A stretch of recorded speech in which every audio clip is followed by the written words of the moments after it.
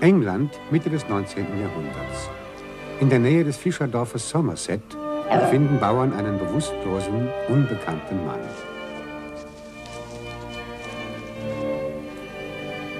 Dieser Mann trägt den ungewöhnlichen Namen Ozias Midwinter. Der freundliche, hilfsbereite Alan Armadale nimmt sich des fremden Kranken mit persönlicher Teilnahme an. Wird er durchkommen? Ozias kommt durch und die beiden jungen Männer werden schnell Freunde. Was Alan nicht ahnt, Ozias aber weiß. Sie beide verbindet die gemeinsame Vergangenheit ihrer Väter. Beide heißen sie in Wirklichkeit Alan Armadale. Ihre Väter waren erbitterte Feinde. Diese Feindschaft endete mit einem grausamen Mord, den Midwinters Vater an Alans Vater beging. Ich werde dich jetzt verlassen und die Tür verriegeln. Du wirst ertrinken. Nimm den Schmuck, nimm alles, was du willst. Aber lass mich leben. Niemals dürften sich die Söhne begegnen, hatte Midwinters Vater in seinem Testament beschworen. Der Zufall aber hat sie zusammengeführt. Eines Tages erscheint eine geheimnisvolle Frau im Dorf. Die Frau mit dem roten Schal. Es ist die schöne Lydia Gwilt, die als Kind in die Auseinandersetzung der Väter von Alan und Ozias verwickelt war. Sie will aus ihrer Kenntnis der Ereignisse Kapital schlagen. Alan erbt das Landgut Thorpe Ambrose. Doch bevor er sich dort niederlässt, unternimmt er auf seiner selbstgebauten Yacht eine Seereise zur Insel Man. Mit Ozias Midwinter und seinem väterlichen Freund Pfarrer Brock. Der Pfarrer ist voller Sorge, weil er nichts über die Person von Alans Freund Ozias Midwinter weiß. Auf einem verfallenen Wrack, das die beiden besichtigen, erkennt Ozias, wie bedrohlich die Vergangenheit zwischen ihm und Alan steht. Ein Traum, den Alan ihm erzählt, ist für ihn eine alarmierende Warnung vor sich selbst und vor einer Frau. Ich habe einen schauderhaften Blödsinn zusammengeträumt. Ich komme gar nicht los davon. Lydia Gwilt heckt gemeinsam mit ihrer zwielichtigen Freundin Maria Aldershaw einen Plan aus. Auch sie wird nach Thorpe Ambrose gehen in der Absicht, Alan zu erobern und damit an sein Geld zu kommen. Der Arzt Dr. Downward wird ihr Komplize. Bitte. Alan hat Ozias gebeten, ihn als Verwalter auf sein Landgut zu begleiten. Gemeinsam fahren die beiden nach Thorpe Ambrose. Alan tritt sein Erbe an.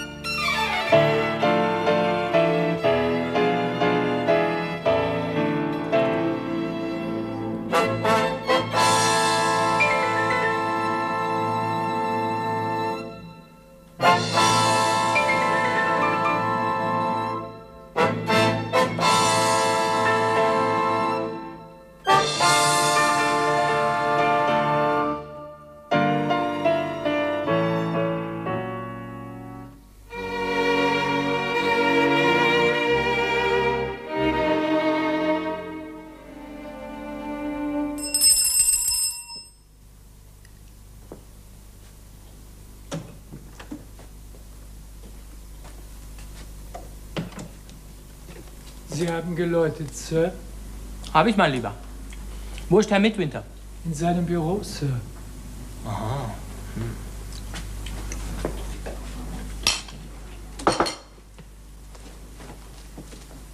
Gestatten Sie? Na, lassen Sie das. Ich krieg das schon hin. Oh, gewiss, Sir. Noch einen Wunsch, Sir? Ja. Müssen Sie eigentlich jeden Morgen diesen ganzen Kronenschatz auffahren lassen? Pardon, Sir. Also ich finde das ja sehr beruhigend, wenn sich ein paar Wertgegenstände im Haus befinden, die man zur Not versetzen kann. Aber muss ich sie deshalb jeden Tag vor der Nase haben? Bisschen weniger in Zukunft, alter Junge. Hm? finde dieses Versailles da nämlich wahnsinnig ungemütlich. Kapiert? Ich werde es veranlassen, Sir. Ich habe das jetzt übrigens schon zum 3. Mal moniert. Beim 4. Mal werde ich wahrscheinlich unangenehm.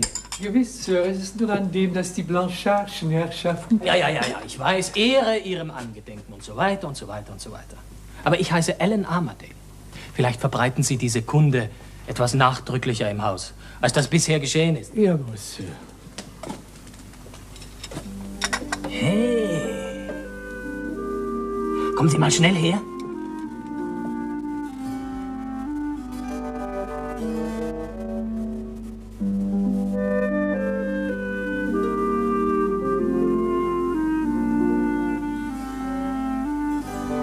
Wer ist das?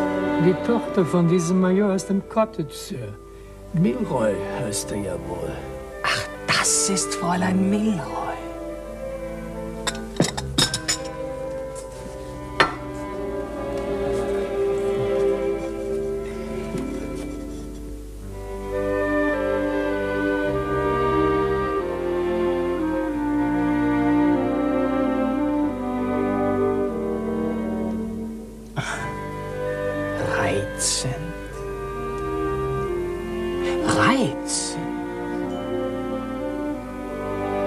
Ausgesprochen reizend.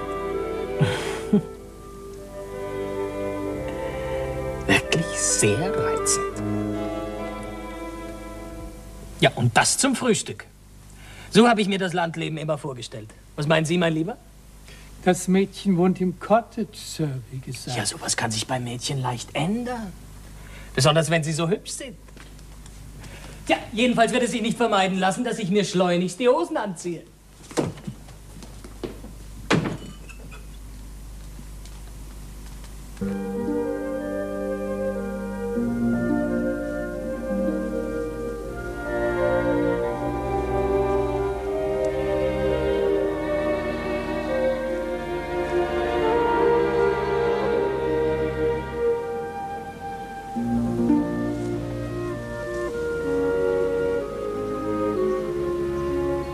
Hey, Sie da, Fräulein!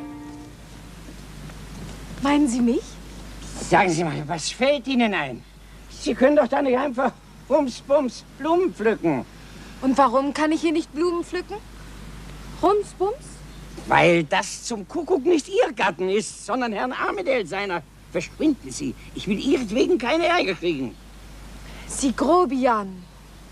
Wenn Herr Armadale der Gentleman ist, für den ich ihn halte, dann werden Sie meinetwegen nur deshalb Ärger kriegen, weil Sie nicht zu mir gesagt haben, verehrtes Fräulein Milroy, der Garten steht zu Ihrer Verfügung und selbstverständlich können Sie jederzeit so viele Blumen pflücken, wie Sie Lust haben. Also mir bleibt die Luft weg. Also in diesem Fall kann man ja wirklich von einer Fügung des Himmels sprechen, dass ich zur Stelle bin. Und der jungen Dame, der entzückenden jungen Dame, das mitteilen kann, was sie ihr ohne diese kleine Unpässlichkeit ihrer Atemwege zweifellos auch mitgeteilt hätten. Fräulein Milroy, Ihr Garten steht zu Ihrer Verfügung. Selbstverständlich können Sie jederzeit so viel Blumen pflücken, wie Sie Lust haben. Jawohl, Sir.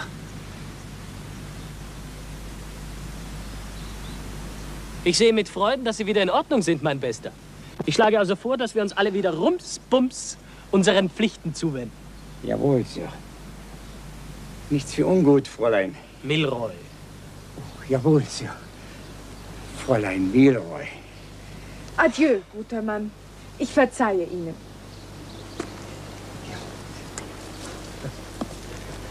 Darf ich Sie jetzt bitten, mich auf eine Entdeckungsreise durch meinen Besitz zu begleiten? Ich weiß nicht, ob es schicklich ist, dass ich nach einer so kurzen Bekanntschaft bereits Ihren Arm nehme, Herr Armadale. Also ich versichere Ihnen, dass das unter diesen Umständen und bei dem schönen Wetter das Gescheiteste ist, was Sie tun können. Sie werden sehen, dass es sich um einen starken Arm handelt, dem Sie sich anvertrauen. Und ich hoffe, Sie werden auch bemerken, dass er zu einem ganz netten Burschen gehört.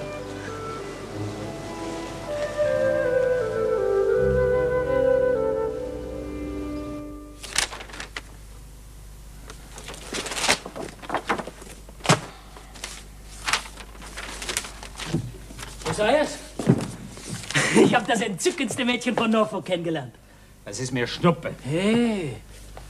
Ich tauge nicht zum Gutsverwalter. Ich hätte den Posten nie annehmen dürfen. Schau dir dieses Papierzeugs an. Rechnungen, Pachtverträge, Pläne, Tabellen. Studiere es Tag und Nacht, aber ich habe das Gefühl, es wird immer mehr und ich verstehe immer weniger davon. Es ist zum Verzweifeln. Du musst Geduld haben, Alter. Wenn du dich erst mal richtig eingearbeitet hast, dann wird's schon gehen. Ich habe das Gefühl, es wird erst gehen, wenn ich selber gehe. Keine Angst, Ellen. Ich halte schon noch eine Weile durch. Da gibt es Schlimmeres, was mich zum Weglaufen veranlassen könnte. Was Schlimmeres? Komm mit, ich will dir was zeigen.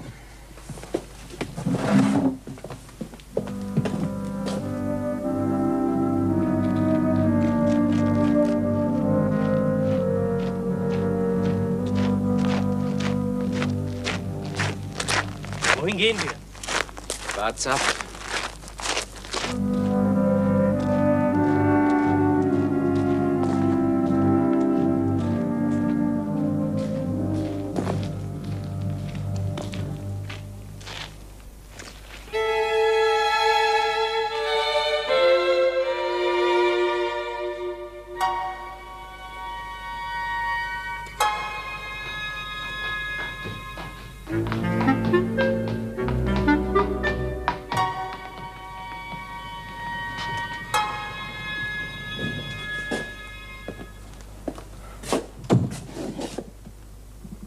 Kennst du das Zimmer? Ja, sicher kenne ich's. Ich bin schon vor ein paar Tagen zufällig hier hereingeraten. Ich habe mir sagen lassen, dass meine Mutter bis zu meiner Geburt hier gelebt hat. Sie ist dann von Thorpe Ambrose fortgezogen. Irgendwelche Schwierigkeiten mit ihrem Vater, ihren Brüdern, ich weiß nicht weswegen. Sie hat eigentlich nie darüber gesprochen, ich habe sie auch nicht danach gefragt. Warum hast du mich hierher geführt? Warum? Siehst du denn nicht? Da. Die Statue auf der Säule.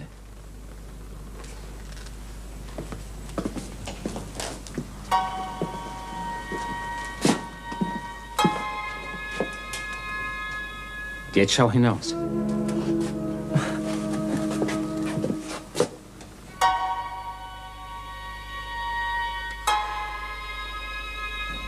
Wie hieß es in deinem Traum? Durch das Fenster sah ich auf Rasenflächen und Blumenrabatten. Ach ja, jetzt erinnere ich mich. Ach, das ist allerdings eine seltsame Übereinstimmung. Besonders wenn man bedenkt, dass deine Mutter 2 Monate nach deiner Geburt das Gut für immer verlassen hat. Woher weißt du das so genau? Ich habe eine Eintragung von ihr gefunden, aus der das hervorgeht. Oder stimmt das nicht? Doch, doch. Das stimmt. Ja, und? Was heißt und? Berührt dich das denn nicht? Dass du so wahr von einem Zimmer träumst, das du nie gesehen hast. Das kann doch kein Zufall sein. Was sonst? Solche Dinge passieren eben. Das ist doch Quatsch, da irgendetwas Geisterhaftes hineinzugeheimnis. Nein, nein, nein, nein, nein. Das ist kein Zufall. Also schön. Glaub, was du willst. Aber mach mich nicht verrückt damit. Ich muss mich jetzt umziehen. Gedenke nämlich, den Milroys einen offiziellen Besuch abzustatten. Verstehst? Ja, und damit du siehst, dass ich vielleicht ein Banause, aber sicher kein Unmensch bin, werde ich vorher noch bei meinem hiesigen Vermögensverwalter vorbeifahren und ein Rendezvous für dich vereinbaren. Vielleicht kennt Pedgift und Sohn einen Mann, der dich einarbeiten kann. Einverstanden?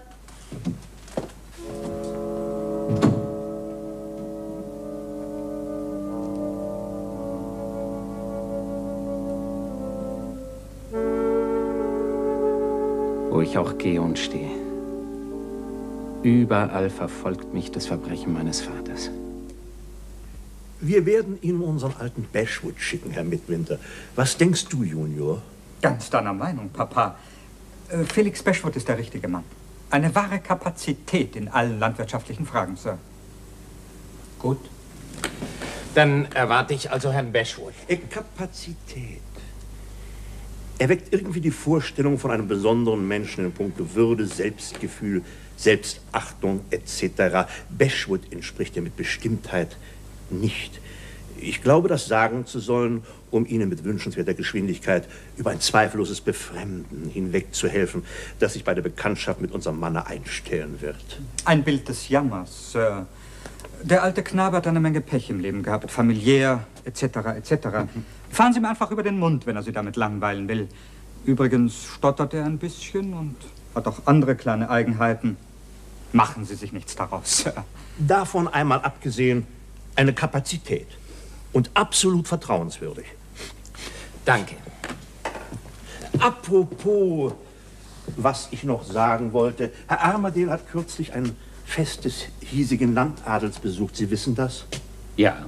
Dann wissen Sie vielleicht auch, dass Herr Armadale dabei beklagenswerterweise Anstoß erregt hat. Nein, wodurch? Herr Armadale hat sich an diesem Abend wiederholt höchst abfällig gegen die Fuchsjagd ausgesprochen. Ich glaube, er sagte sogar, dass er es direkt närrisch fände, hinter einem armseligen, stinkigen Fuchs herzugaloppieren. Ich fürchte, das ist seine ehrliche Überzeugung, Sir. Das ist nicht das Problem, Sir. Was ich damit sagen will, ist, dass ich es ungemein bedauerlich fände, wenn durch Äußerungen dieser Art in der öffentlichen Meinung ein Vorurteil gegen meinen geschätzten Klienten erzeugt würde, das sich irgendwann einmal nachteilig für ihn auswirken könnte. Erfahrungsgemäß passiert sowas dann immer im unpassendsten Moment, Sir. Zur Gesundheit, Papa. Ihr Diener, Herr Midwinter.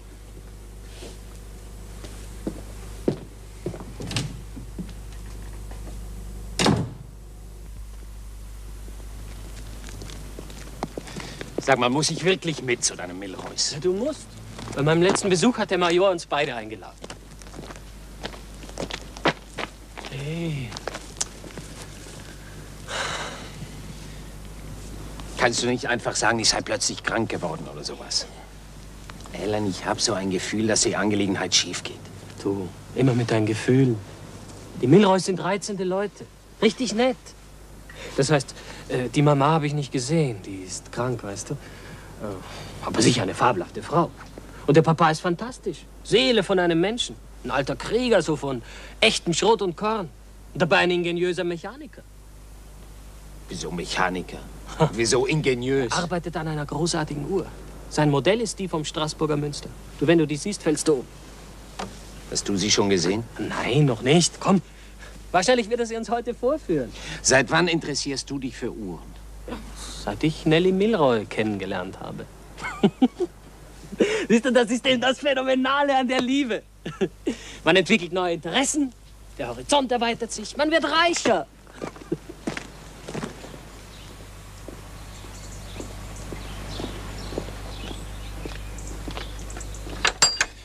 Ich glaube, es ist doch besser, ich kehre um. Ach, nun fang ich schon wieder an. Ellen, ich kann nicht mit Leuten. Du wirst sehen, ich mache alles falsch. Ich schwitze jetzt schon Blut und Wasser. Ach los, Unsinn. Komm schon. Komm, du Feigling. Du, übrigens, dass ich nicht vergesse. Ich habe dem Major erzählt, dass du ein großer Liebhaber von Uhren bist. Was? Das hat ihn wahnsinnig gefreut.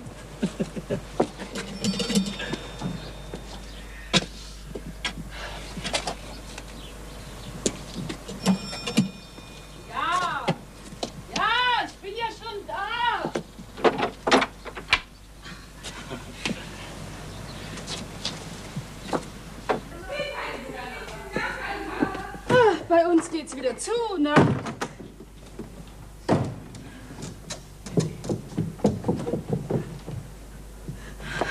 Nelly, was ist denn? Warum weint sie? Wegen der Gouvernante. Erst soll sie kommen, jetzt soll sie wieder nicht kommen. Wieso? Ich dachte, das wäre schon entschieden. Bei uns ist nie etwas entschieden, was entschieden ist. Ich sag Ihnen das. Ja? Ist der Doktor gekommen? Nein, es ist nicht der Doktor, es ist Herr Armadale. Oh. Guten Tag, Frau Milroy. Wie reizend, dass Sie uns besuchen, Herr Armadale. Ja. Es tut mir leid, dass ich Sie nicht empfangen kann.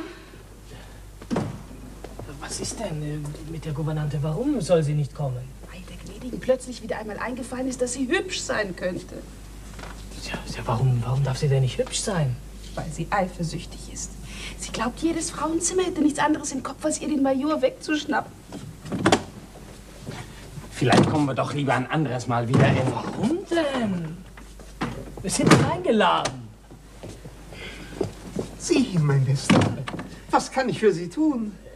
Entschuldigen Sie, Herr Major, aber Sie hatten mich und meinen Freund Midwinter für heute eingeladen. Für heute? Ich hatte gedacht für morgen oder war es vielleicht für übermorgen? Nein, für heute. Ich bin ganz sicher. Ja, bestimmt haben Sie recht, mein Lieber. Ich bitte tausendmal um Vergebung. Wie heißt Ihr Freund? Ozias Midwinter, Sir. Ozias wie bitte? Midwinter, Sir. Sie wollten uns heute Ihre Uhr zeigen, Herr Major. Die Uhr, natürlich. Jetzt erinnere ich mich genau, wenn Sie in meine Werkstatt kommen wollen. Nelly, vielleicht wünschen die Herrschaften einen Tee? Aber nein, Herr Major, keine Wenn Umstände. Sie mir bitte folgen wollen. Ja. Bitte.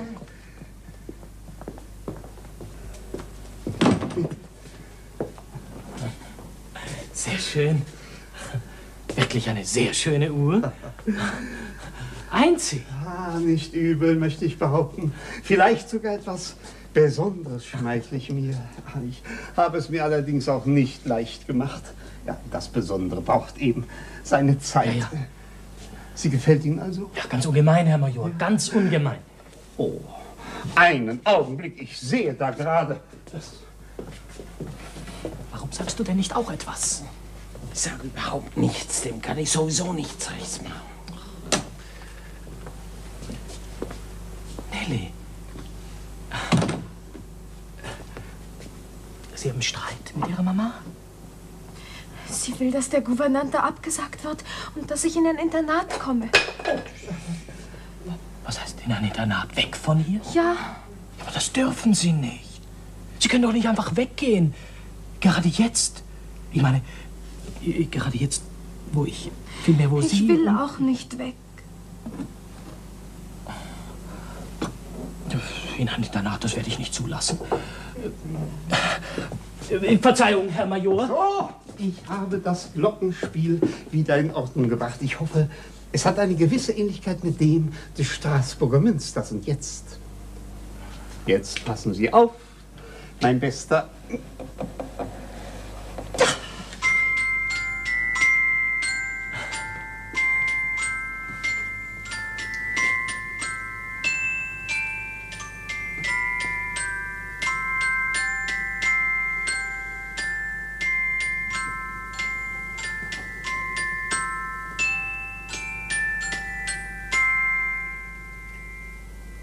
Köstlich, nicht wahr?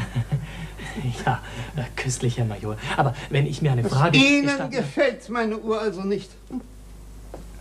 Doch, Herr Major. Sie brauchen mit Ihrem Urteil nicht hinterm Berge zu halten. Herr Armadil hat mir erzählt, Sie interessierten sich für Uhren. Nun, ich warte, Sir. Mein Herr, Ihr Mangel an Courage ist geradezu beklemmend. So, und jetzt werde ich Ihnen zeigen, wie ich mein Werk zu krönen gedenke. Ja, Entschuldigung, Herr Major, aber wenn ich mir eine Frage erlauben darf, ich muss wissen, kommt Fräulein Nelly wirklich in ein Internat? Nichts da, Internat! Sie bekommt eine Gouvernante und damit basta, die Persona ist gewillt. Ich habe ihr heute früh zugesagt, nächste Woche tritt sie ihren Dienst an. So, meine Herren, und das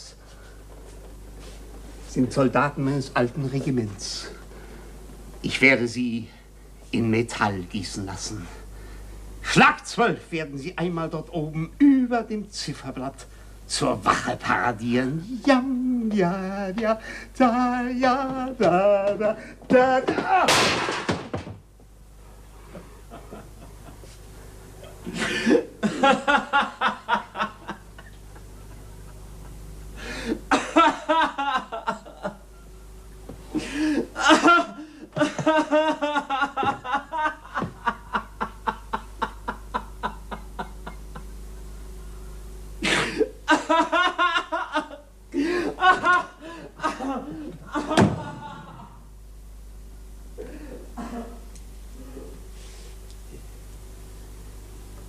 Bitte, Herr Armadil, in welcher Beziehung steht dieser Mensch zu Ihnen? Er ist mein Freund. Sie werden ihn mögen, wenn Sie ihn besser kennen. Bestimmt.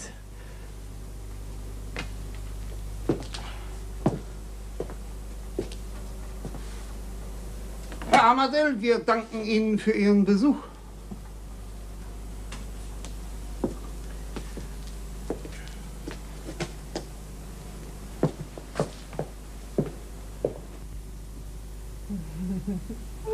Nun, eine ziemlich aufwendige Garderobe für eine Gouvernantin. Aber schön. Und teuer. Wer etwas gewinnen will, muss auch etwas investieren. Bisher investiere nur ich. Der Goldesel Armadale ist den Einsatz wert. Denke daran, wenn du in Thorpe Ambrose bist. Was ist los mit dir? Zweifelst du plötzlich an mir? Würde ich dich finanzieren, wenn ich das täte?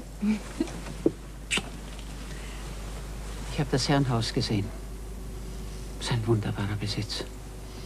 Seitdem ich dort bin, kann ich an nichts anderes mehr denken.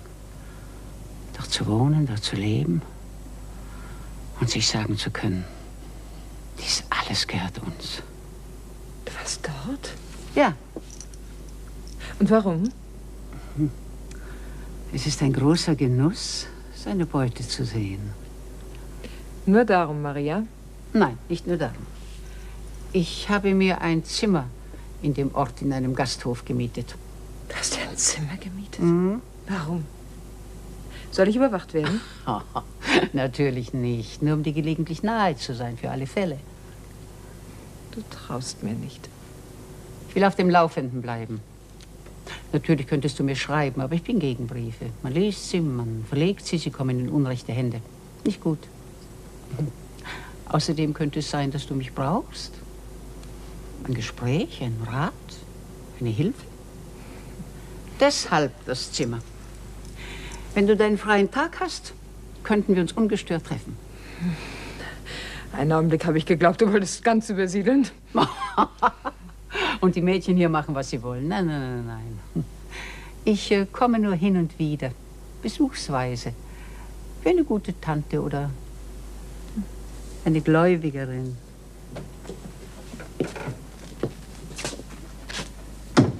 Was für zauberhafte Sachen. Ah, warum hat der garstige Vater überm Sternenzelt bloß keine Frau aus mir gemacht? Ich wäre ein verheerendes Weib geworden. Ja, ein Schatten fällt auf jedes Glück. Wie geht's der Kleinen, Doktor? Ich habe ihr etwas wehtun müssen, aber sie war tapfer. In 14 Tagen kann sie wieder arbeiten. Hoffentlich.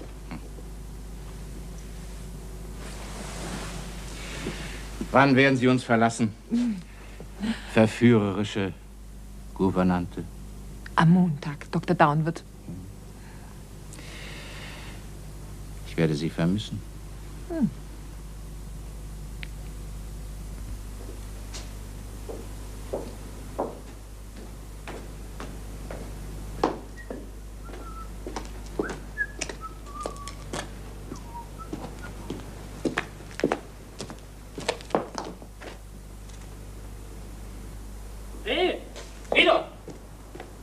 Kommen Sie mal her.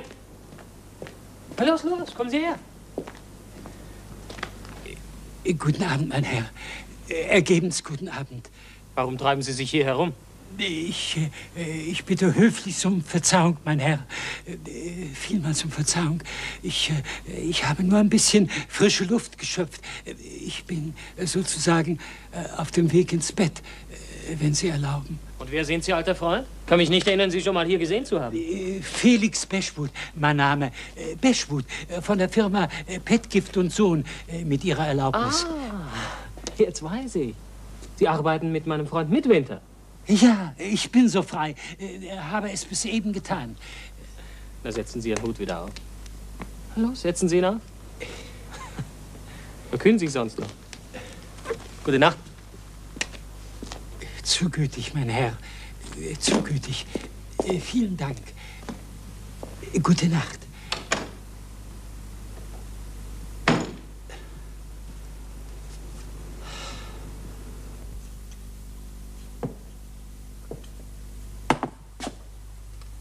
Ach, du bist. Du, ich habe eben gerade deinen Meister Bashwood getroffen. Ist ja die reinste Vogelscheuche. Taugt der was? Sehr viel sogar. Komm, leg die Feder mal weg. Ich habe eine gute Neuigkeit. Na? Die Panne beim Major ist ausgebügelt. Was sagst du jetzt? Kann's nicht glauben. Ich habe mich unmöglich benommen. Alles vergeben und vergessen. Ehrlich. Wie hast du denn das gemacht? Ich habe dem Major Nelly erzählt, du hättest unlängst ein schweres Nervenfieber überstanden. Schwierige Rekonvaleszenz, Lebensgefahr und so weiter und so weiter. Alan, das ist doch gelogen. Wieso? Warst doch krank, als ich dich kennengelernt habe. Und wenn ich gelogen habe, dann war es zu deinem Besten. Zu meinem Besten. Und zum Besten meiner, sagen wir, meiner Braut und meines Schwiegervaters ins B. Was du willst? Ja, exakt. Vor dir steht ein junger Mann, der eine junge Dame betreffend entschieden seriöse Absichten hat. Dann wünsche ich dir Glück. Ja, ich weiß nur, die Sache hat einen Haken. Ich muss es Nelly erst beibringen. Weißt du, wie man sich hierzulande stilvoll verlobt? Da bin ich überfragt. Der junge Petgift meint, in ländlichen Gegenden wäre ein Picknick die klassische Form. Dann würde ich schleunigst eines veranstalten. Ja, ich glaube, das werde ich auch tun. Du und Petgift, ihr müsst mit von der Partie sein. Natürlich auch die neue Gouvernante. Ich habe auch schon ein äußerst stimmungsvolles Plätzchen im Auge. An einem von unseren Seen. Earl Mere heißt es. Der junge Petgift behauptet, er hält den lokalen Rekord an erfolgreichen Verlobungen. Alan, sei gescheit und lass mich aus der Sache raus.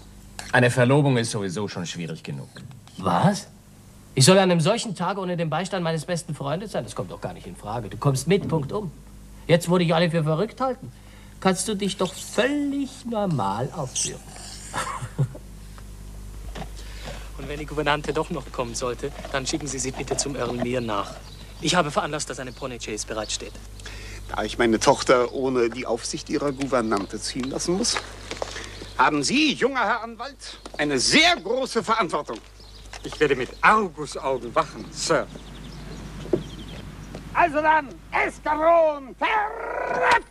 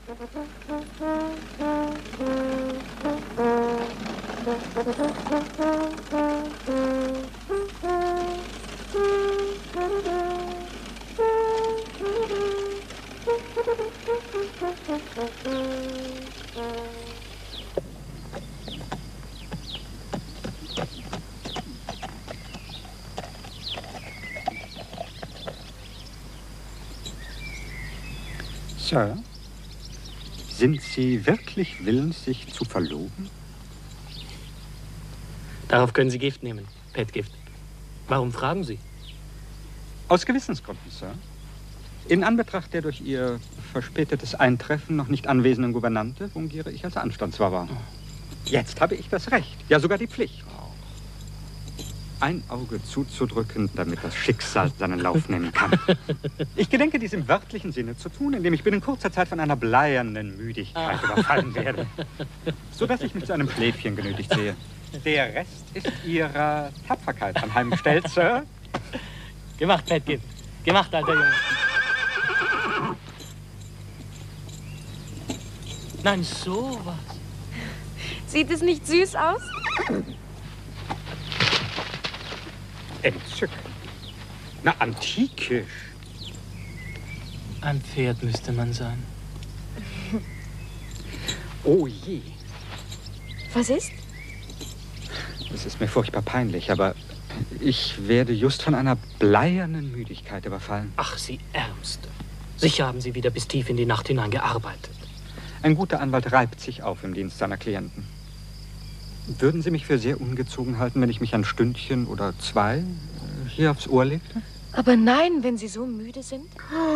Oh, grässlich müde. Wir werden in der Umgebung lustwandeln, um Sie mit unserem Geplauder nicht zu stören. Der Himmel lohne es Ihnen, Sir. Schon wieder ein Sklave mehr. Fräulein Nelly? Kommen Sie bitte.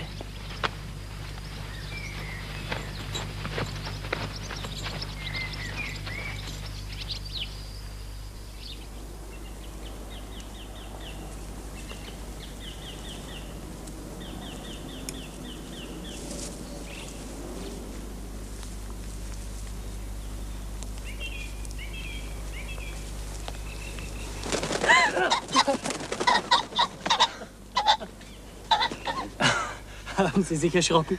Ein bisschen.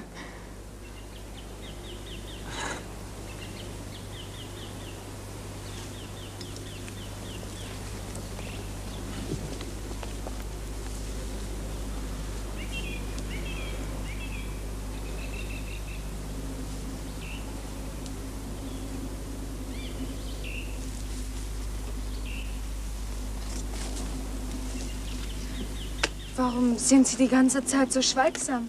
Ich? Ach, bin ich das? Ja, das ist mir noch gar nicht aufgefallen. So kenne ich Sie nicht. Sonst waren Sie immer ganz anders. Sonst war es auch nicht so wie heute. Heute ist ein besonderer Tag. Ich meine, vielmehr, ach, ist das schwer. Heute sollte ein besonderer Tag werden, gewissermaßen. Sie verstehen, was ich sagen will? Offen gestanden, nein.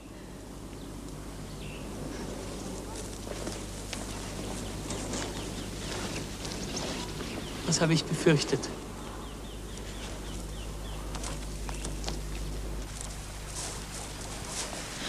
Wohin ist eigentlich Ihr Freund Midwinter geritten? Nach Öremir.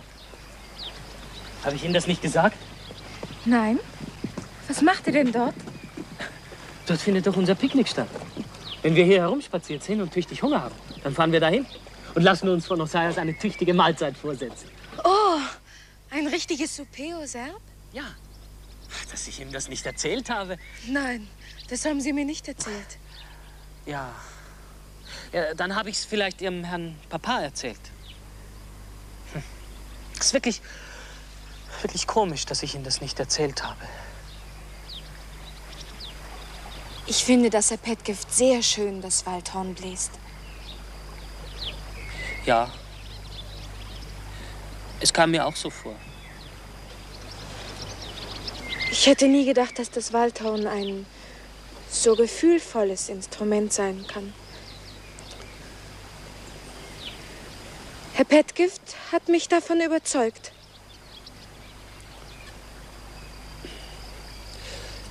Ich habe mal Klavierstunden gehabt. Ist aber nichts draus geworden.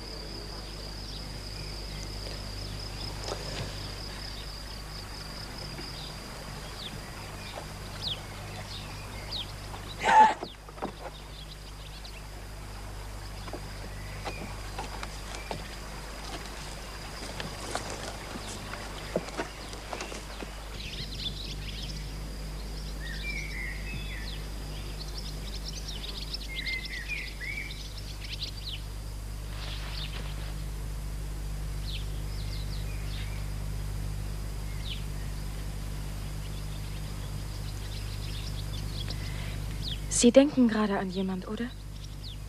Wie? Ja. Dass Sie das gemerkt haben, Fräulein Leroy? Stimmt genau. Ich habe auch an jemand gedacht.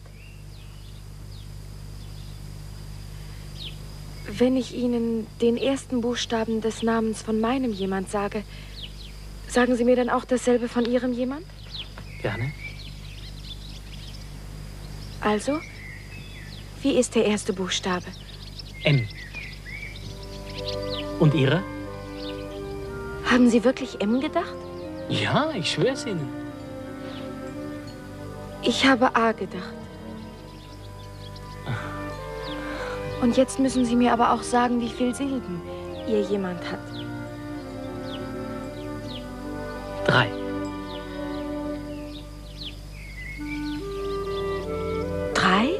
Aber sicher.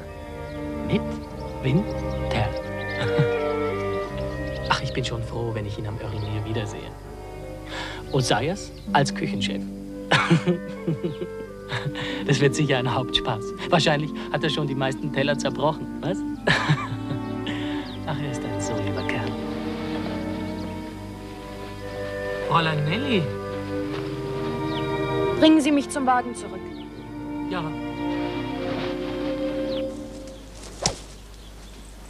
Ich habe mich wie ein Ochse benommen.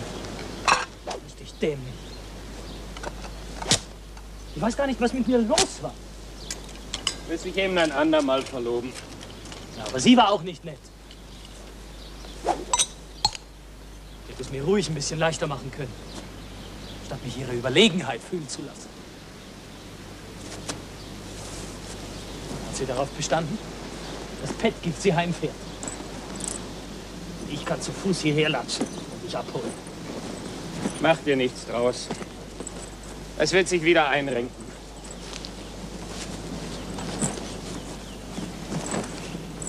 Ich lass dich dann mit dem Einspänner abholen. Ist nicht nötig. Mir macht ein Fußmarsch nichts aus. Ella, schau da drüben.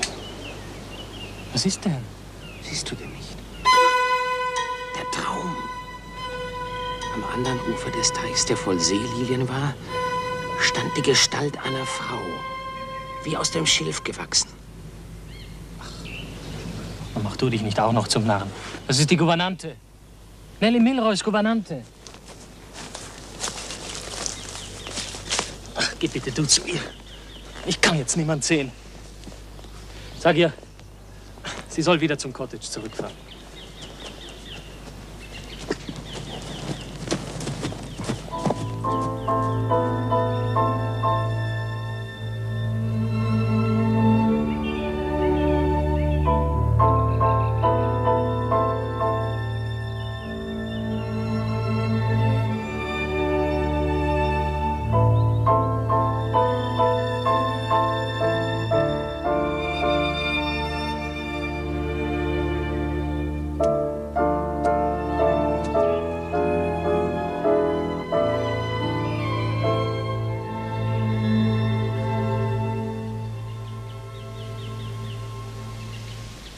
Was wollen Sie?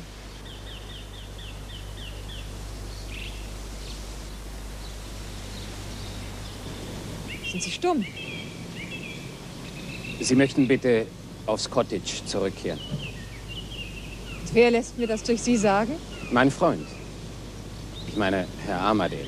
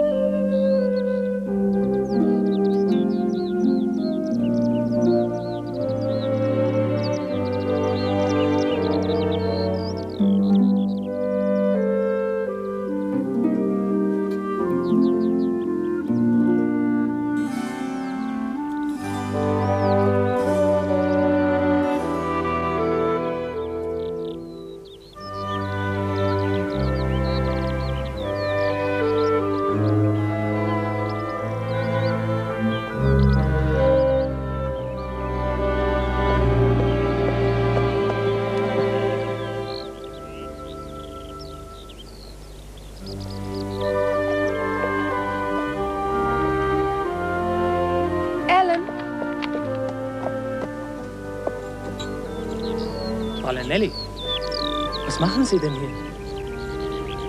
Ich war heute Nachmittag sehr hässlich zu Ihnen, Herr Armadale.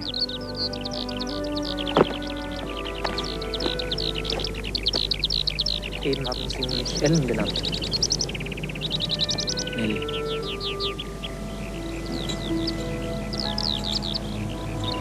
Ellen.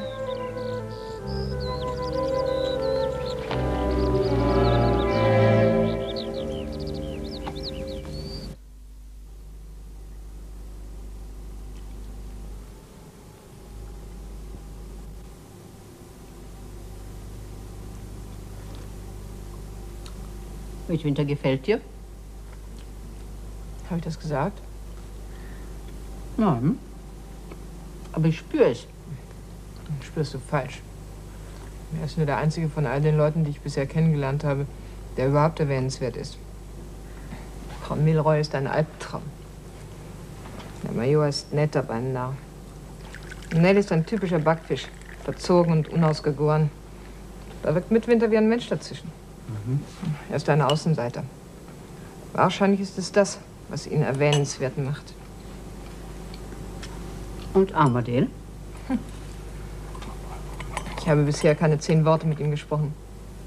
Er ist genau das, was ich mir unter ihm vorgestellt habe. Eine Fleißaufgabe. Dann wird es Zeit, sie zu lösen. Höchste Zeit. Ich möchte nicht mehr lange dieses grässliche Wirtshauszimmer genießen. Ist das der einzige Grund für deine Eile? Armadale hat sich mit dieser Milroy verlobt. Das war das Erste, was ich hier erfahren habe. Warum hast du mir das verschwiegen? Weil ich diese Verlobung nicht ernst nehme. Ach, nicht ernst. Man erzählt, dass Armadale ein Fest geben will, um dieses Verlöbnis publik zu machen. Willst du warten, bis er die Kleine geheiratet hat? Diesen Ausdruck mag ich gar nicht an dir, Frau Oldershaw. Du, ich werfe mein Geld nicht zum Fenster hinaus, also antworte. Was hast du vor? Ich werde zeigen, dass ich eine Frau bin.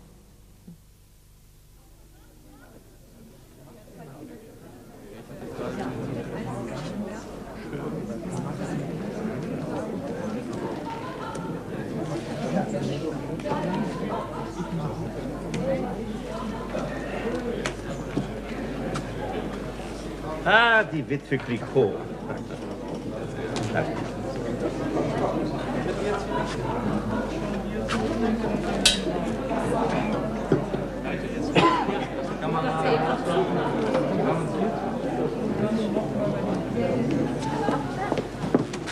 Wie geht es dir, Papa? Gut, gut, mein Kind. Herr Pedgift ist ein großer Stratege. Oh, Sie übertreiben, mein Verehrtester. Dieser Stich ist allerdings meiner. Fräulein Milroy. Oh ja, ich komme.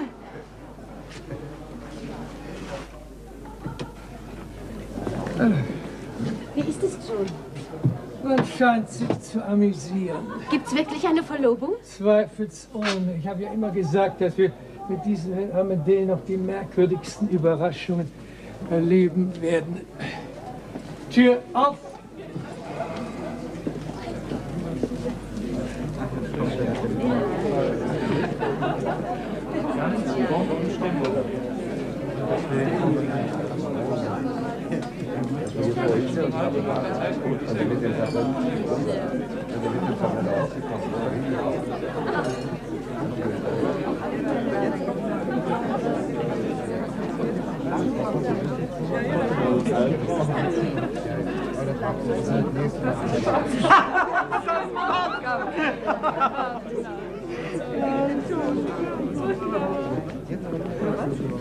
Fräulein Bild?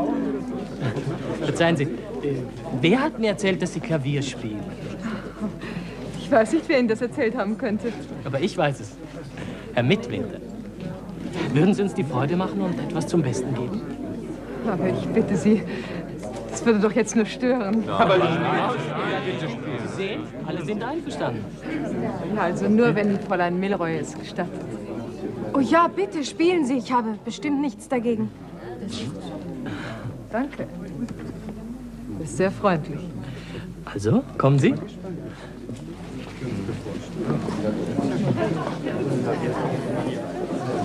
Wenn Sie Noten brauchen, ich kann welche holen lassen. Nein, danke. Ich glaube, ich brauche keine Noten.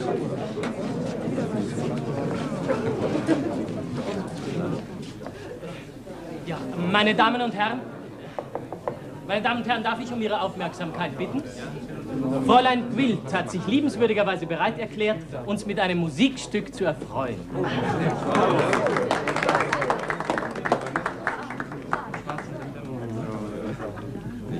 Was wird es sein?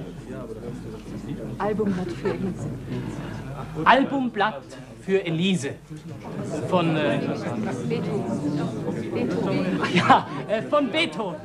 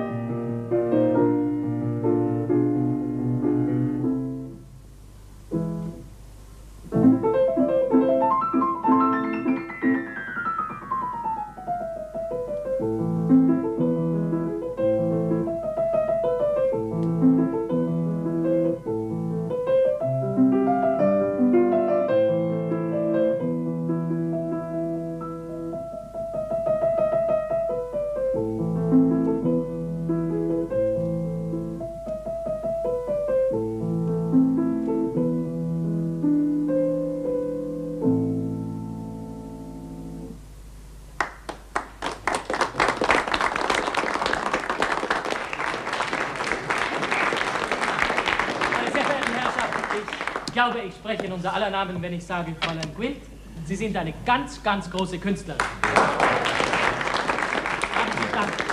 Haben Sie Dank für diesen unvergleichlichen Genuss.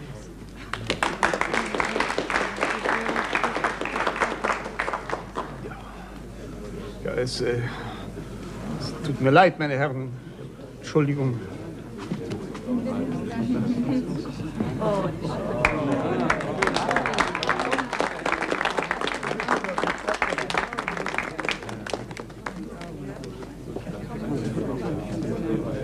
Nelly und ihr Vater, die... Entschuldigen Sie mich.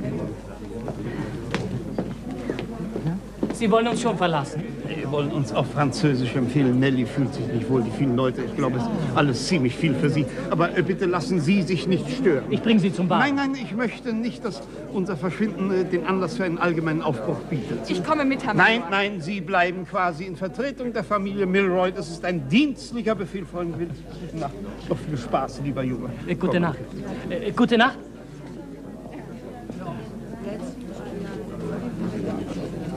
Nett, dass er Sie uns eine Weile gelassen hat. Darf ich bitten? Danke, Herr Armedale.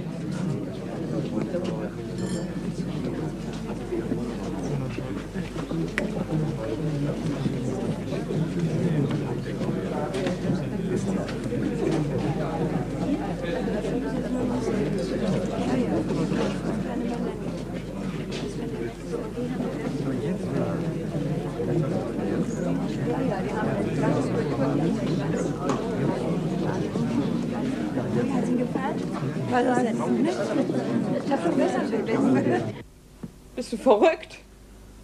Oder bist du schon so senil, dass du überhaupt nichts mehr im Kopf hast als deine läppische Uhr? Bitte hör doch auf, mich zu beschimpfen. Was für eine verkehrte Welt. Deine Tochter kommt nach Hause und die Gouvernante feiert. Nelly wollte nach Hause. Weil sie die Schamlosigkeit dieser koketten Person nicht länger ertragen konnte. Fräulein Gwilt ist weder kokett noch schamlos. Man hat sie aufgefordert, ein wenig zu musizieren. Sie hat's getan. Was ist schon dabei? Ah, sieh da. Du verteidigst sie auch noch. Das wird ja immer besser. Ich verteidige Fräulein Gwilt nicht. Ich stelle lediglich Tatsachen fest. Ich habe allerdings auch etwas dagegen, dass Fräulein Gwilt verunglimpft wird. Ja, weil es deine Tochter beleidigt wird, ist dir egal. Die Gwilt ist schuld, dass Armadale sich nicht mit Nelly verlobt hat. Von dieser sogenannten Verlobung höre ich heute das erste Mal. Ja, weil du dich für nichts mehr interessierst. Außer für deine lächerliche Uhr. Ob ich krank bin, ob ich leide und zugrunde gehe oder ob deine Tochter weint, was kümmert's dich? Mein Gott, das sind doch alles Hirngespinste. Wenn Armadale sich hätte verloben wollen, hätte er sich verlobt. Allerdings wäre ich wohl vorher in Kenntnis gesetzt worden. Ist doch einfach gegen jede Vernunft, dass Fräulein Gwilt ihn davon abgebracht haben soll. Vielleicht durch ihr Klaviergeklimper oder was? Ach, Anne!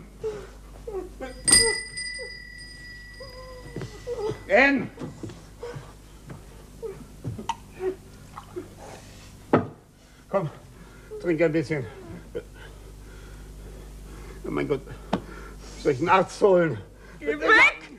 Geh zu deiner Gwilt! Lass dich von ihr trösten. Anne, bitte hör auf. Sie hat dich schon in den Klauen. Die Weiber waren immer deine Passion. Ich kenne dich. Mir machst du nichts vor, du Heuchler.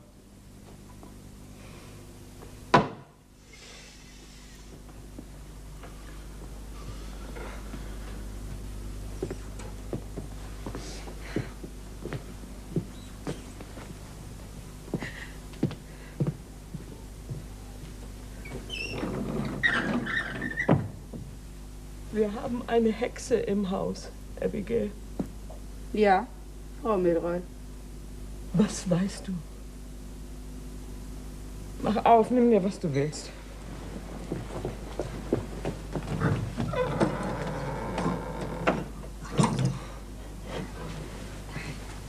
Darf ich das haben? Was weißt du? Sie ist sehr nett zum Herrn Major. Und mein Mann? Der Herr Major ist auch sehr nett zu ihr. Das habe ich mir gedacht. Weiter, was hast du gesehen?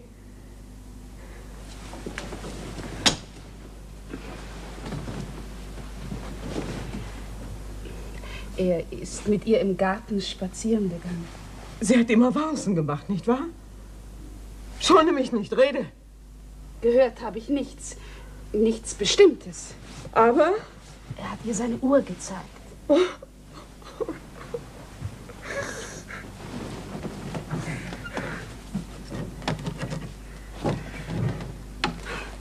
Kann ich den haben? Er passt zum Kleid. Nimm ihn, ich brauche ihn sowieso nicht mehr. Sie warten auf meinen Tod, das spüre ich. Aber diese rothaarige Schlampe kriegt ihn nicht, dafür sorge ich. Ich habe ihr gleich misstraut. Sie ist nicht, was sie zu sein vorgibt, sie ist eine Lügnerin. Und eine Hochstaplerin. Auf meinen Instinkt kann ich mich verlassen, ich werde es beweisen. Bring mir mein Schreibzeug, Abigail, schnell, hörst du?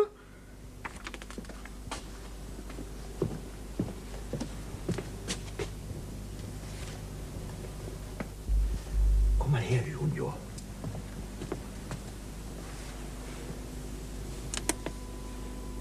Ist das nicht die Milroysche Gouvernante? Gutes Gedächtnis, Papa. Flotte Person, was? Wie bezeichnet ihr sowas heutzutage, Junior? Na, ich denke, wir sagen, die Frau hat Feuer unterm Hintern. Und wie habt ihr es bezeichnet, Papa? Zu lange her, Junior. Schätze aber, wir meinten dasselbe. Zur Gesundheit, Papa. Nehmen wir die noch mit. Und die sehen sehr schön aus.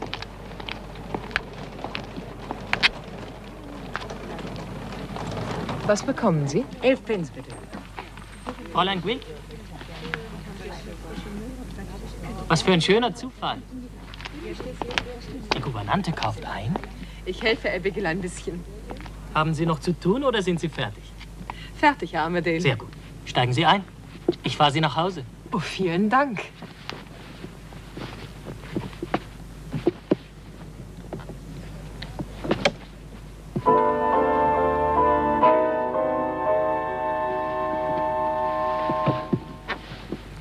Abigail, geben Sie den Korb her.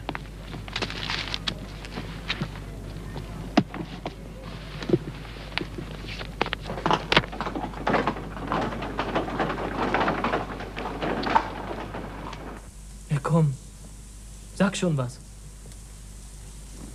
Was soll ich sagen? Aber du musst doch zugeben, dass sie eine wunderbare, kluge Frau ist. Ja, das ist sie. Eine wunderbare und kluge Frau.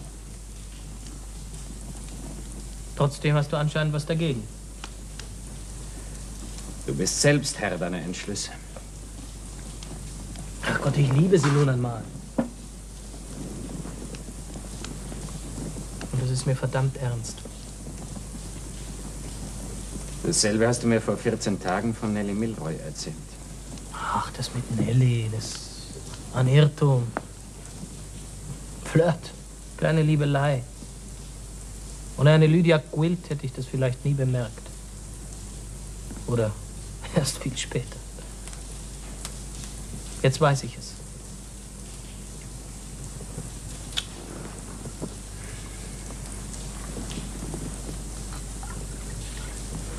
Stört es dich, dass sie älter ist als ich? Warum sollte mich das stören? Das sind ja auch nur ein paar Jahre. Schau. Nellie ist ein kleines Mädchen. Bei ihr bin ich mir immer ziemlich kindisch und albern vorgekommen. Aber mit Lydia ist es ganz anders. Sie kann fabelhaft zuhören. Sie macht es einem leicht zu sprechen. Sie gibt einem Sicherheit, Selbstvertrauen. Bei ihr fühlt man sich wie ein Mann. Sowas wiegt den Altersunterschied mehr als auf. Und wenn übermorgen ein drittes Fräulein so und so über deinen Weg läuft, wirst du sie wieder wunderbar finden und mir erzählen, dass der Altersunterschied zwischen dir und Lydia Gwilt eben doch ein allzu großes Risiko für dein Eheglück darstellt. Also nun mach mal einen Punkt. Ich liebe Lydia, falls du das noch nicht kapiert hast. Ich liebe sie wirklich, Mann Gottes. Entschuldige. Ich liebe sie so sehr, dass ich ohne sie nicht mehr leben kann. Und sie? Liebt sie dich auch? Ja, ich glaube. Nachdem, wie sie sich zu mir verhält. Ach, wenn ich ihr einen Antrag mache, wird sie ihn bestimmt annehmen. Dann gratuliere ich dir.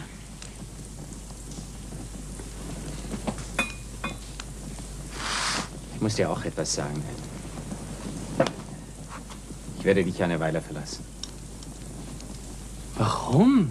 Wieso denn? Ferien, Urlaub, Luftveränderung. Ich habe in der letzten Zeit ziemlich viel gearbeitet und ich glaube, dass es mir gut tun würde, wenn ich, wie in alten Tagen, wieder ein bisschen auf Wanderschaft ginge. Wie lange? Wohin? Irgendwohin. Einfach so, der Nase nach. Aber du kommst zurück. Sicher. Ich komme zurück. Ja, und wann willst du gehen? Nachher, sobald ich meine 7 Sachen gepackt habe. Was, heute Nacht noch, bei dem Hundewetter? Der Regen und ich sind alte Freunde, El. Adieu, El. Da geh schon. Du verrückter Kerl. Aber komm wirklich wieder. Weißt du?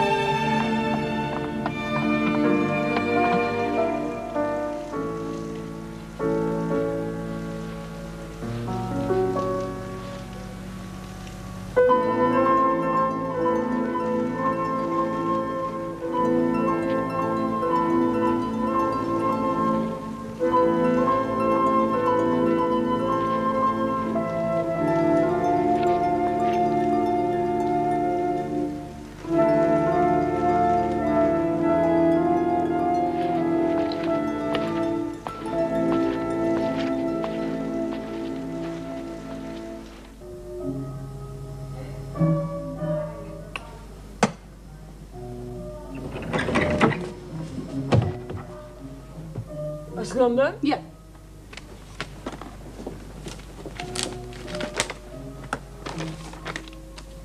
Unzustellbar zurück. Ich hab's gewusst. Vom ersten Moment an habe ich's gewusst, als ich die rote Hexe sah. Alles Schwindel und Verstellung, alles. Da wird sich Herr Armadale aber freuen. Ich halte nicht länger aus mit dieser impertinenten Person. Geduld, Nelly. Nur noch ein paar Tage Geduld. Papier und Feder. Ich werde an das Büro schreiben, das sie uns vermittelt hat. Ich will alles über sie wissen, alles. Und auch über diese Mandeville, die sie so himmelhoch empfohlen hat. Und dann schreibe ich an Herrn Armadale. Ein eigenartiges Briefchen, Sir. Tja, ich bin völlig ratlos.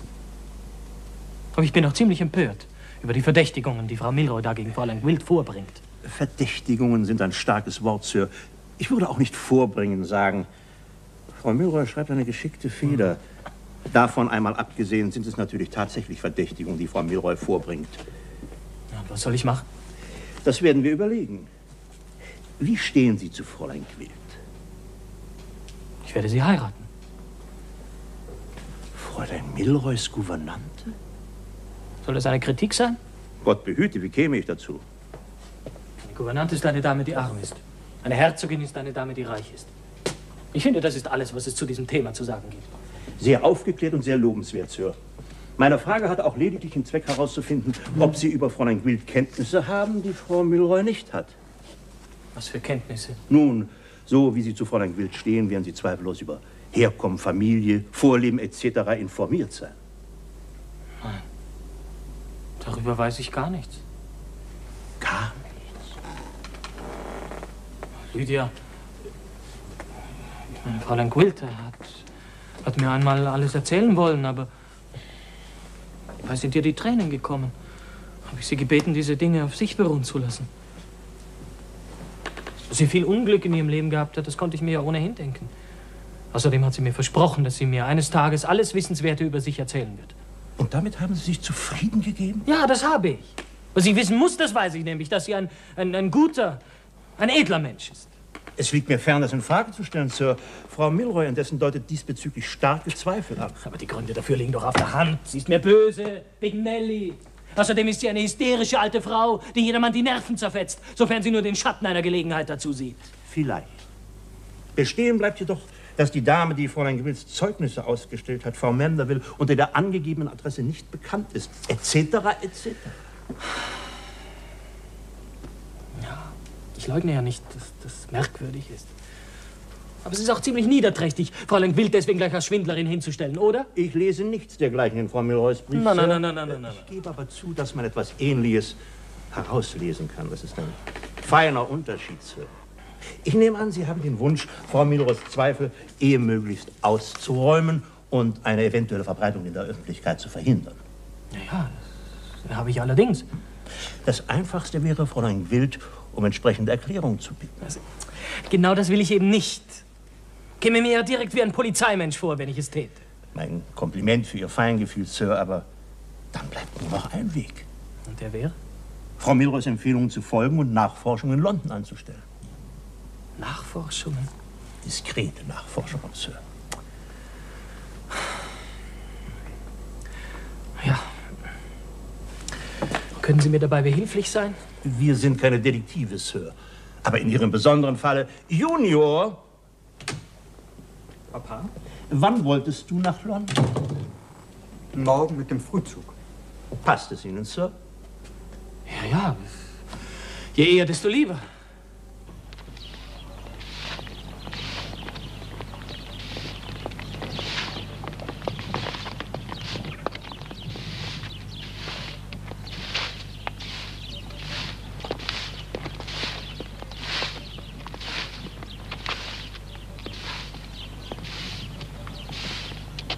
Fehlanzeige. Hey, gute Frau. Hier soll eine Frau Mandeville wohnen. Mandeville? Den Namen habe ich nie gehört, Sir. Macht nicht den hellsten Eindruck auf mich, das alte Mädchen. Wie wär's, wenn wir mal im Hause nachfragten? Ich werde bei diesem Doktor klopfen. Doktoren sind immer vertrauenswürdig, sagt Papa. Solange man nicht ihr Patient ist.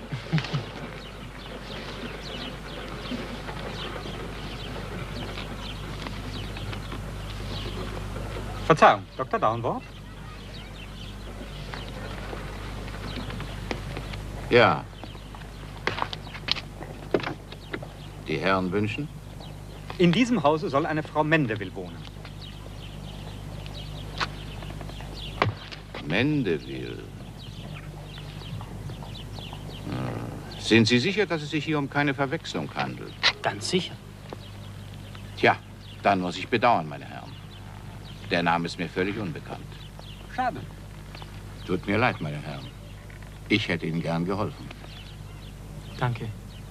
Entschuldigen Sie die Störung. Aber gern geschehen. Guten Tag. Guten Tag.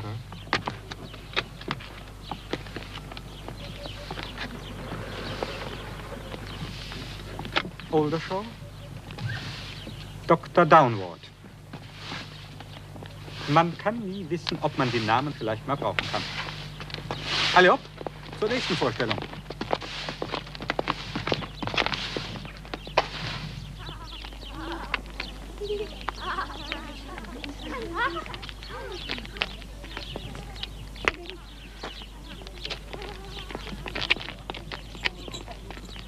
Eine Pleite auf der ganzen Linie.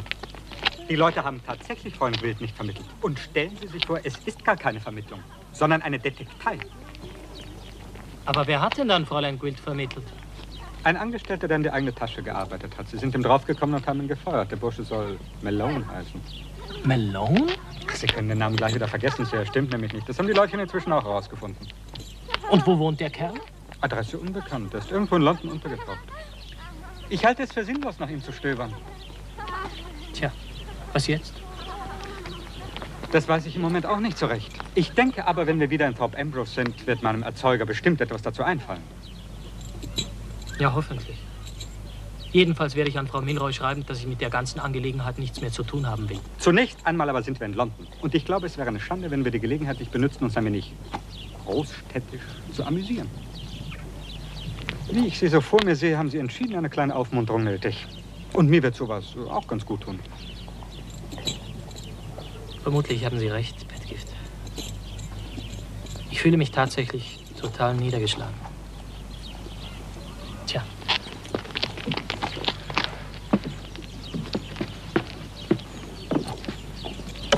Hyde Park, Meister. Wir beide, wir haben uns doch immer gut verstanden. Wenn Sie mir also etwas von Ihrer Frau zu sagen haben, so sagen Sie es mir. Was es auch immer sein mag, Ihnen nehme ich es bestimmt nicht übel. Das ist sehr nett von Ihnen, Frau Gwilt. Ich danke. Also, es ist Folgendes. Meine Frau hat einen Brief von Herrn Armadale erhalten aus London. Sie wissen doch, dass Herr Armadale nach London gefahren ist. Nein, das weiß ich nicht. Hat dieser Brief irgendetwas mit mir zu tun? Ja. Herr Armadale ist nach London gefahren. Meine Frau sagte mir, er sei dort gewesen, um Nachforschungen über ihr Vorleben anzustellen.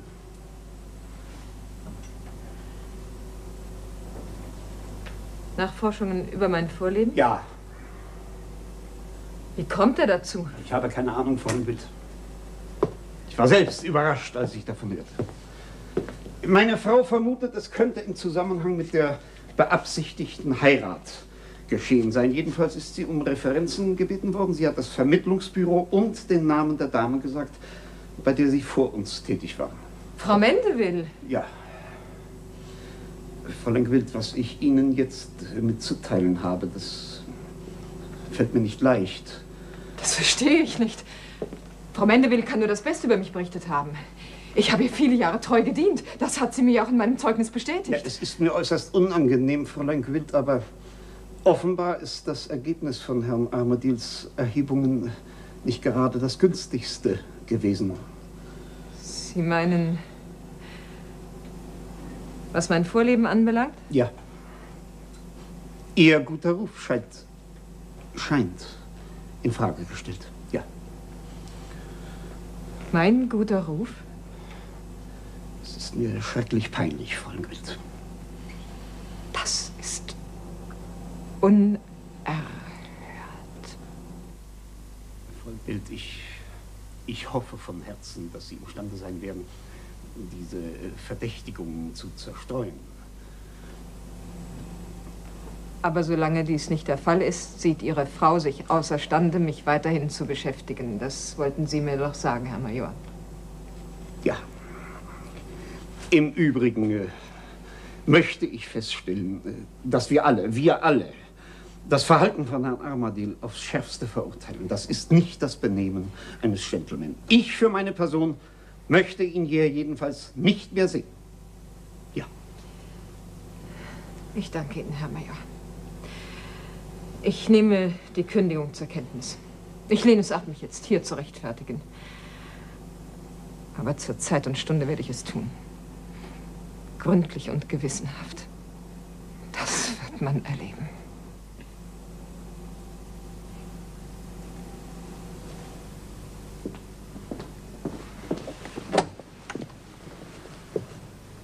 Der Weg zum Herrenhaus ist frei, Nelly. Für Sie immer noch Fräulein Nelly, wenn ich bitten darf. Aber noch sind Sie nicht Frau Armadale, Fräulein Milroy. Keiner hat mich je beleidigt, der es nicht früher oder später bereut hätte, mein liebes Kind. Bitter bereut.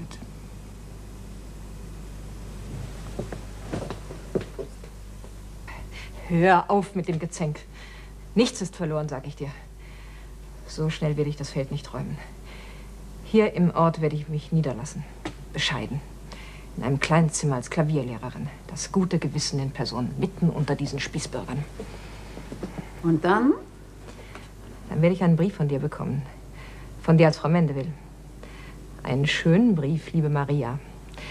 Einen Brief zum Herumzeigen. Man soll mich kennenlernen, Ellen Armadale und einige andere Leute. So schnell gebe ich nicht auf. Jetzt kämpfe ich.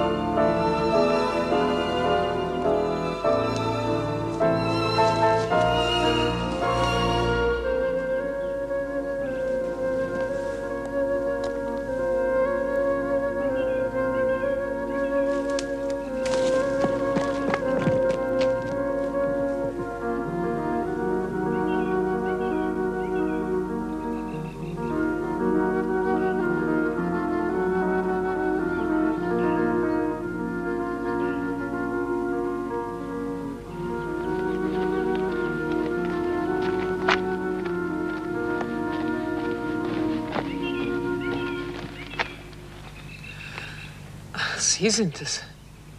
Ich kenne Sie doch. Jawohl, ja. Ich hatte die Ehre, Ihnen auf dem Fest von Herrn Armadale vorgestellt zu werden. Felix Bashwood, mein Name, mit Erlaubnis. Bashwood? Jawohl, Fräulein Gwilt. Ich bin Angestellter der Anwaltsfirma Petgift und Sohn in Thorpe Ambrose. Und warum verfolgen Sie mich? Verfolgen? Ich verfolge Sie doch nicht, um Gottes Willen, nein. Ich gehe Ihnen nur nach, sozusagen. Und warum gehen Sie mir nach? Weil Sie so schön sind. Und weil es mich unendlich glücklich macht, in Ihrer Nähe zu sein. Bitte, verzeihen Sie mir. Und ich musste Ihnen entgegenkommen, um das zu erfahren? Ja, vielleicht. Entschuldigen Sie, aber ich hatte nicht den Mut, es Ihnen zu sagen. Nein. Nein? Und warum nicht?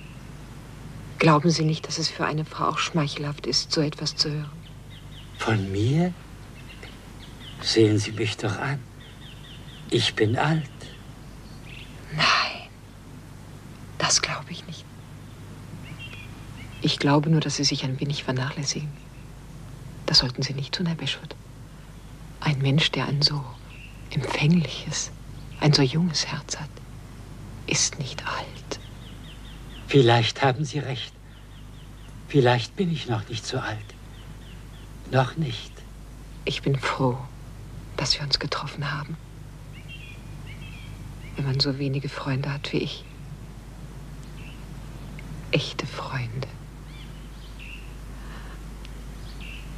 Es gibt Menschen hier, die mich vernichten wollen. Menschen, die Sie kennen, bei denen Sie ein- und ausgehen. Ich muss wissen, was Sie vorhaben, was Sie tun. Sonst bin ich verloren. Sind Sie mein Freund, Bashwood? Für immer und ewig. Auf mich können Sie sich verlassen, Fräulein Gwilt. Danke, Bashwood.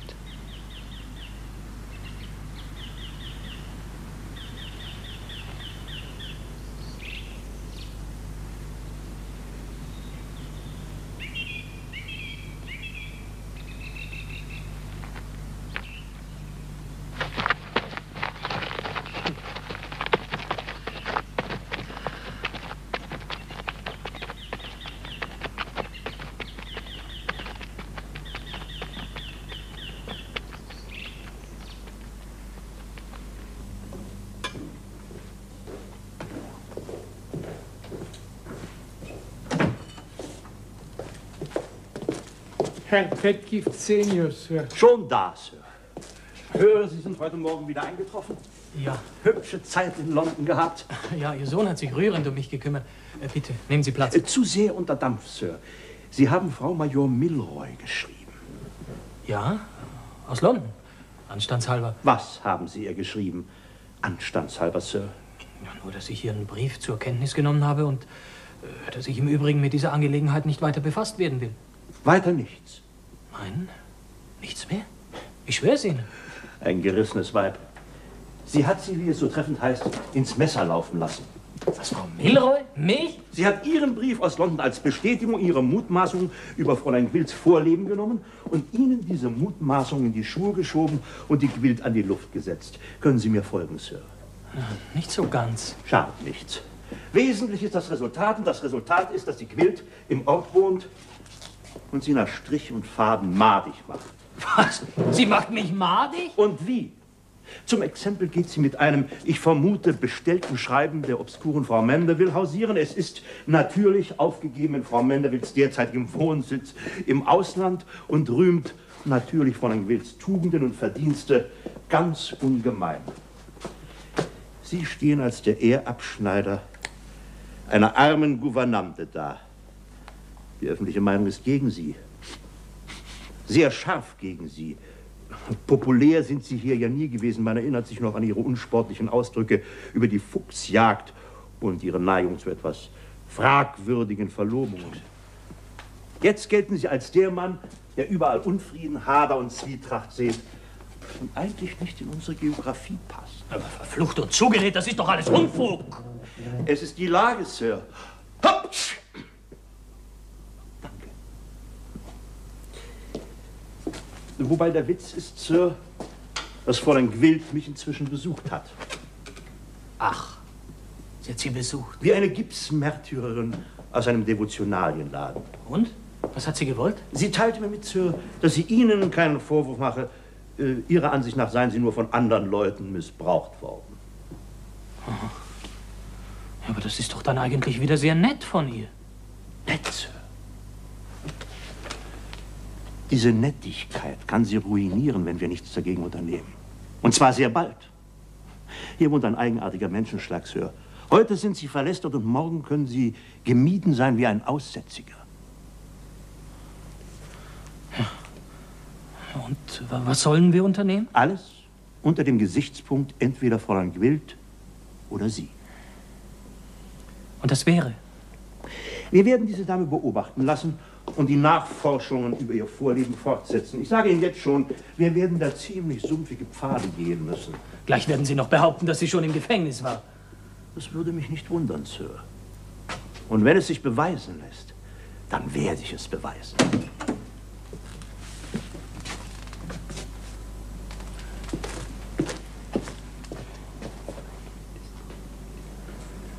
Fräulein Gwilt, nehme ich an. Gewiss, Herr Petgift. Schicken Sie sie nach Hause, Sir. Sie verschwenden nur Ihre Zeit. Sagen Sie, Fräulein Gwilt, sie soll sich noch gedulden. Jawohl, Sir. Sie wollen sie empfangen. Ich werde ganz sicher niemanden um Erlaubnis fragen, wenn ich es will, Herr Petgift.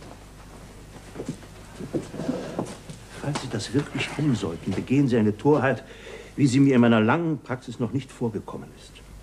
Sir, ich war lange Zeit Anwalt am Schwurgericht. Ich kenne diese Sorte Frauen. Aber ich will nicht, dass man Fräulein Gwilt nachspioniert. Ich hätte überhaupt nie mit diesen verdammten Nachforschungen anfangen sollen. Sie lieben Fräulein Gwilt noch? Das weiß ich nicht. Erinnern Sie sich an das Haus, in dem Sie sich nach Frau Mandeville erkundigten? Ja, ja, nur zu gut. Wissen Sie, dass dieses Haus ein getarntes Bordell ist? Nein. Natürlich nicht. Aber ich weiß es inzwischen, Sir. Ohne Zweifel werden wir noch viele solche Merkwürdigkeiten ans Licht befördern.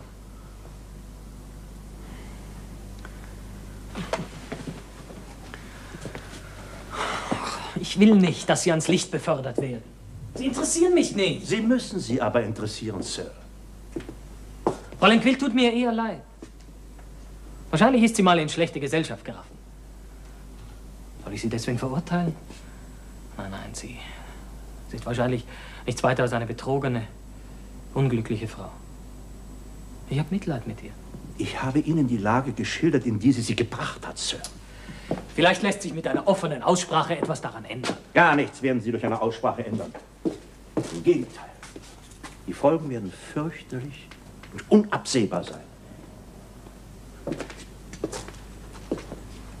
Es ist Ihre Entscheidung, Sir. Aber ich beschwöre Sie, lassen Sie Fräulein Gwilt draußen.